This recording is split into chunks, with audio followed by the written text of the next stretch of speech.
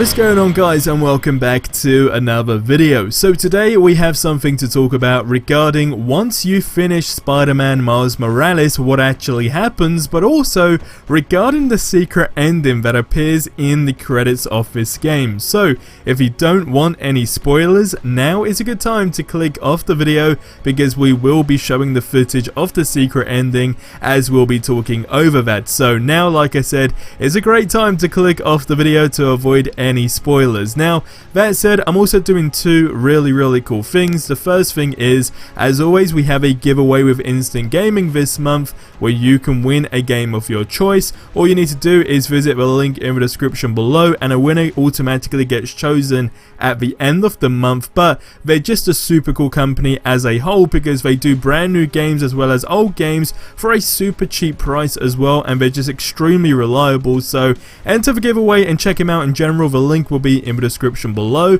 And I'm doing a second giveaway regarding the second channel which I'm co-hosting on. Some of you guys know, if you don't, long story short, it's more for you finance guys in the sense of making money online, entrepreneurship, etc. So it's all rooting towards that. But I'm going to be giving two people a chance to win $100 each. So all you need to do is enter that giveaway, is visit the link in the description below and follow the rules on that. So all of that stuff is below if you want to get involved. But diving into this video, it's safe to say that Miles Morales' story was great. I said it in my review, which if you haven't seen, there'll be a card I'm sure somewhere on the video, but I said that the story was just flawless, which it was, considering it's a brand new, I guess, opening for a story of a character that we haven't, I guess, got to experience before, and Insomniac really nailed it with that. But we all know that this isn't Spider-Man 2, right? But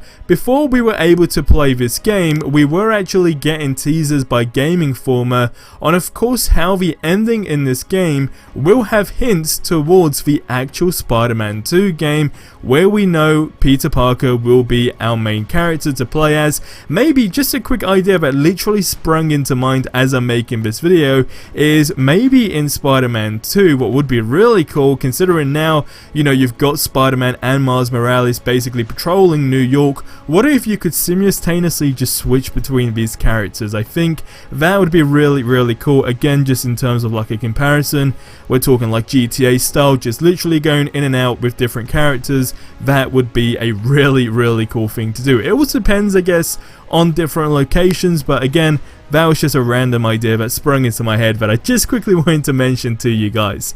Now, after you finish Miles Morales, right at the end, of course, we do get the final congratulations message, as you'll see on screen, stating, you know, how you can now change the time of day, etc, which, by the way, is a big improvement from the first Spider-Man game because now you can just straight up do it from the menu. So that was a really cool touch. But a little bit before that, I guess deep into the credits, right, because there's two things that are really cool, if not three things. There's two secret endings, and then of course they have another message regarding another hero, I guess we could say, as a whole, right? So again, I don't want to spoil that part, but if you guys know, then you know. But with the first secret ending, it takes place entirely from the first person point of course, you know, Harry Osborn, right? Now, he was actually seen in the initial Marvel Spider-Man post-credits scene, except this time he's still floating in that green liquid and still has the black-colored venom-like symbiote crawling, of course, all over his arms and legs. But unlike last time, this time he's conscious, he's awake, and like I said, we're now in that first person perspective of him, and you can hear the, I think it's a radio, right, talking about the events of Spider-Man Miles Morales. Now, Norman then just tells the Doctor to get him out. So it's clear that even though Norman told, you know, the Doctor to get him out and the Doctor's trying to refuse it, but Norman's insisting, it's clear that this was the final teaser now leading to the villain sector of Spider-Man 2. But this is where things get a little bit interesting, because a lot of people are now stating that because Miles Morales, of course, has the Venom powers, right, like Venom Blast, which, by the way, is literally a ton of fun to use. Every single time the Venom Blast is just incredible. But considering that Miles has these powers, a lot of people are now speculating that it's actually very unlikely that we will see Venom as a villain in Spider-Man 2, but also how we will more likely see, for example, villains like Green Goblin, etc. Now, I do want you guys to get in the comments below and leave your thoughts on this, because one thing that we haven't seen, and it's something that we did want to see, is seeing Venom, you know, as a main villain in a game and being able to have him as a boss, whatever you want to say, right, and actually go head to head with him.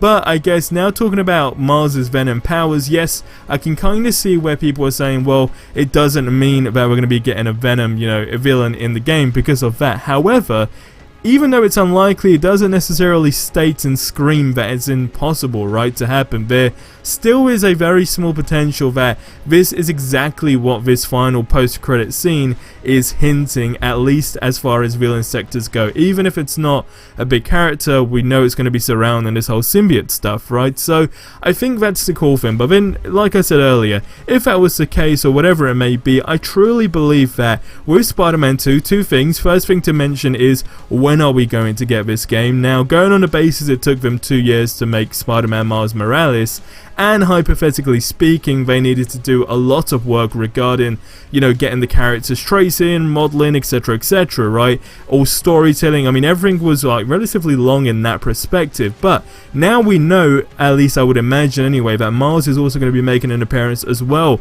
in Spider-Man 2.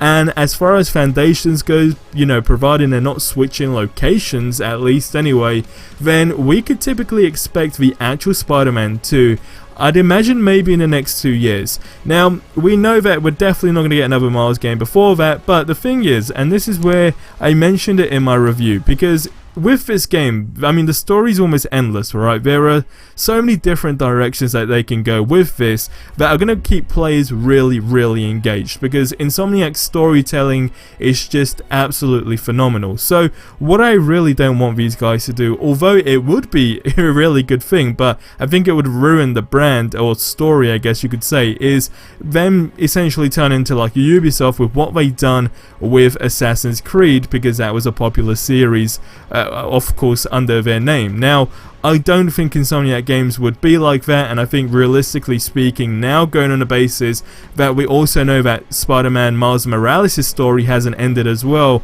I feel like maybe every 2 years we could be getting our sequels towards these games. So now we're talking 2022 maybe for Spider-Man 2.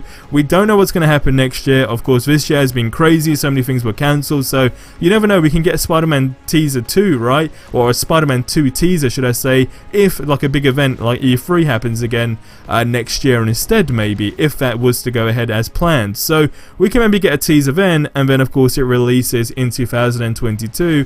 That would make sense, and then another 2 years after that it would be Miles Morales, and then it kind of just, I guess, loops in that circle, if that makes any sense. So let me know what your thoughts are in the comment section below on that. I just think it would make sense. But guys, that's going to wrap up this video here. Subscribe for more awesome content, and I'll see you in the next one. Till then, have yourselves a ridiculously amazing day, and until the next one, adios amigos.